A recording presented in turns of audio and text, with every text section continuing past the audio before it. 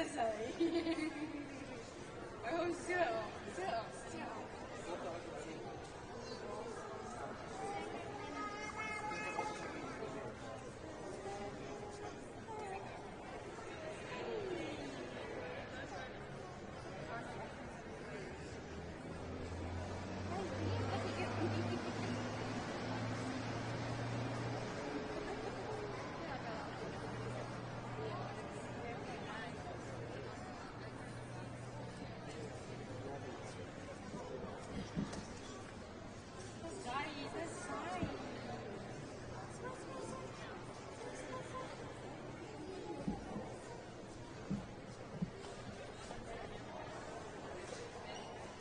Welcome.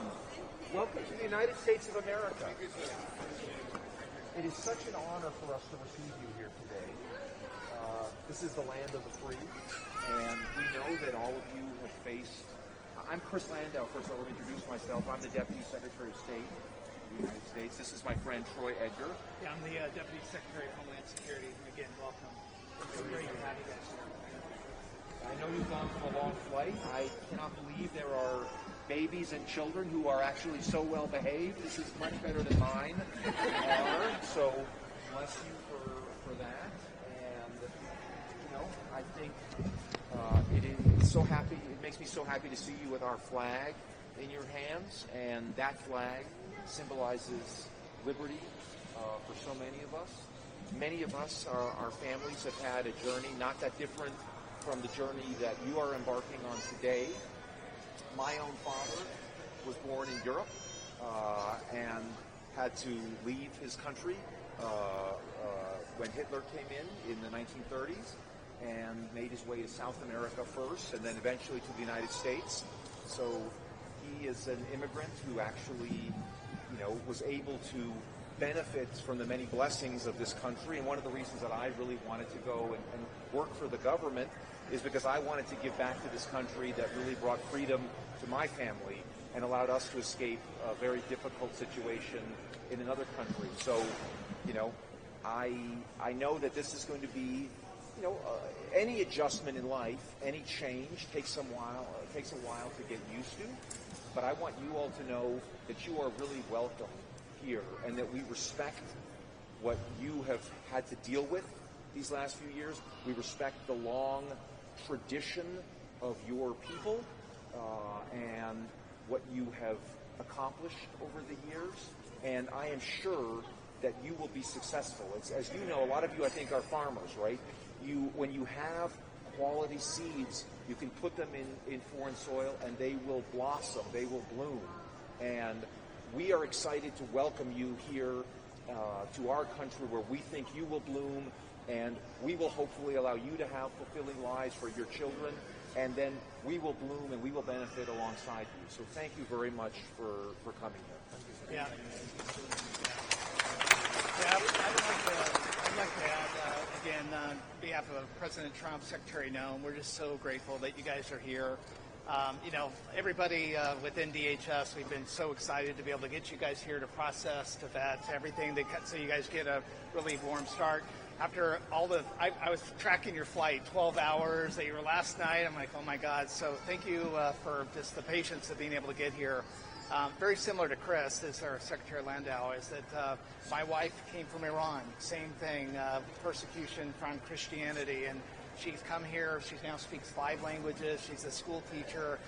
She's a great American story. And we're so grateful. I think Chris and I both just wanted to come and make sure that we greet you guys, we meet you, give our contact information to you, and if there's anything that we could do, we just want to welcome you personally. We look forward to, after this, to be able to spend a little bit of time with you and get to talk to you guys. So thank you guys.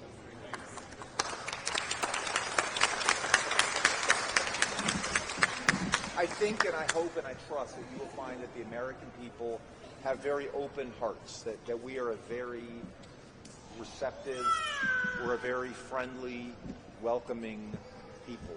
And, today is the first day of your American journey.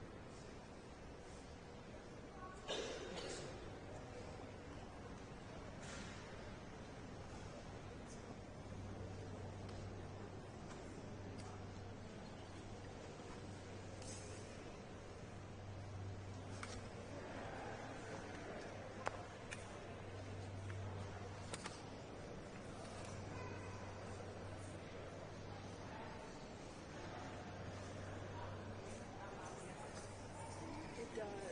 It's truly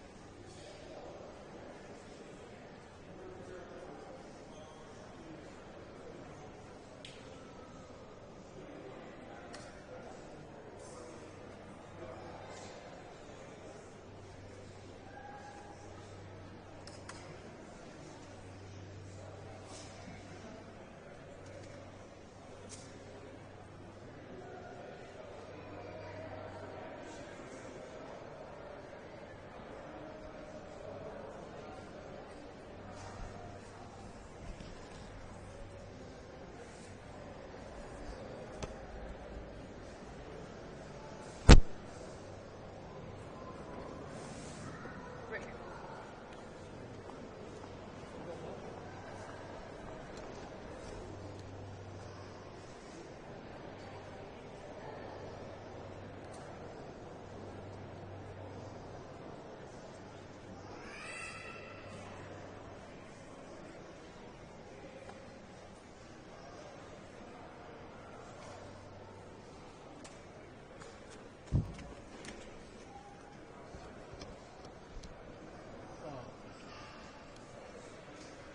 Should be good.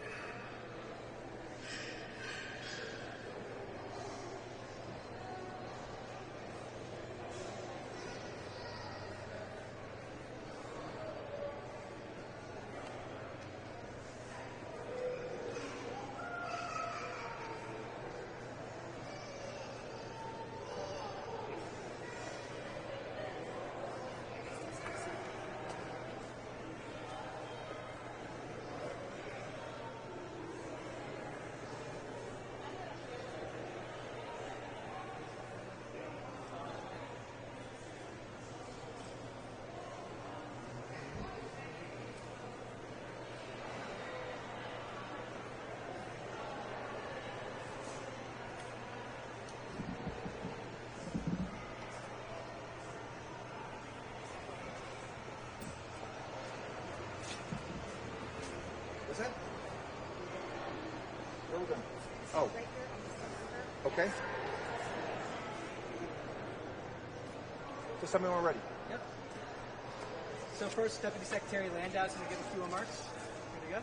Thank you very much, and thanks, ladies and gentlemen, for coming out here this afternoon.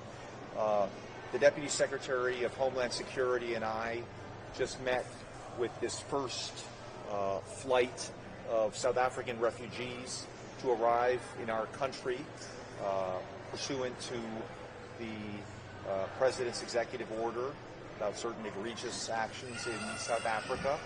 The President made it clear that Afrikaners in South Africa who were the victims of unjust racial discrimination would be welcome to come to the United States, and he's now delivering on that promise. The Deputy Secretary and I just spoke to some of the folks who arrived on this flight, and they tell quite harrowing stories of the violence that they faced in South Africa that was not redressed by the authorities, by the unjust application of the law. The United States, as we were proud to say, stands for equal justice under law, and the fair and impartial application of the law. And again, this is a group that has not experienced that and has, to the contrary, experienced violence and really fear for their lives in South Africa. They were really subject to very serious, egregious, and targeted threats. And we wish them well in their journey of the United States. We underscored for them that the American people are a welcoming and generous people, and we underscored the importance of assimilation into the United States, which is one of the very important factors that we look to in refugee admissions. And through this resettlement program for these folks who were vetted in South Africa, and we're sending a clear message that the United States really rejects the egregious persecution of people on the basis of race in South Africa, and we welcome these people to the United States and to a new future. Thank you very much. Yeah. Good afternoon. I'm Deputy Secretary Troy Edgar. First of all, I just want to thank President Trump, Secretary Noem, for the opportunity to come down here and welcome these folks from South Africa. I also am very grateful for Deputy Secretary Landau. We do a lot of work together to try to further the objectives of the President, and this has been a very important day. It was great to greet these folks that came in, to hear their stories, to hear what they've been through. This is a real situation. These people have went through a lot of stuff, and we're just grateful to have them in the U.S. As many of us know, the United States has a long history of bringing people over. My wife was an Iranian, came over during the regime change in the 70s, and she's now here, speaks 5 languages, a school teacher. We think the American dream is possible for these South Africans. We're super excited for them, and Deputy Secretary and myself have given these people our personal information and said anything we could do to help them be successful. We just want to wish them the best. We thank you guys for coming down here and celebrating this with us. Thank you. Deputy Secretary, a couple questions first, Breitbart. Hi, thank you for your time. What are some examples of racial discrimination or attacks that initially caught the eye of the Trump administration, and is there a pathway to American citizenship for these refugees? Sure. Well, thank you for that question. I think if you look at the executive order that the President issued back on February 7th of this year, it talks about the terrible expropriation act that was enacted last year in South Africa that allows for the expropriation without compensation of farmland. A fair number of these refugees were farmers who've farmed this particular land for generations and now face the threat not only of expropriation but also of direct violence. We had a chance to speak to them about Many of these folks have experience with threatening invasions of their homes, their farms, and a real lack of interest or success of the government in doing anything about this situation, as well, obviously, as several very vociferous South African politicians repeating things like kill the Boer, kill the Afrikaner, and these people have been living under a shadow of violence and terror for some time now. Thank you. BBC. I just wanted to know, there Can't hear you that well, sorry. sorry, from the BBC. There are many people who fit the criteria of seeking help, who are fleeing persecution, Afghans, for example, and they live in a country run by the Taliban. But they're being denied refugee status. So I'm wondering, why has such an exception been made for the Afrikaners, especially when the South African government says they're not in danger? And are you going to open up the refugee settlement program to others? Thank you for that question.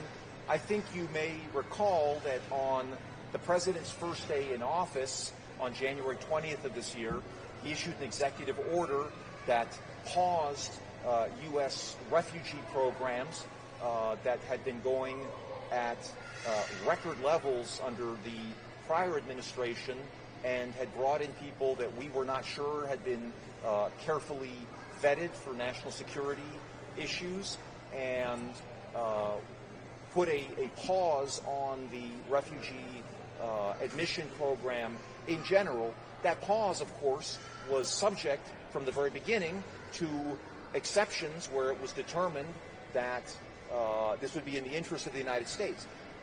Some of the criteria are making sure that refugees did not pose any challenge to our national security and that they could be assimilated easily into our country.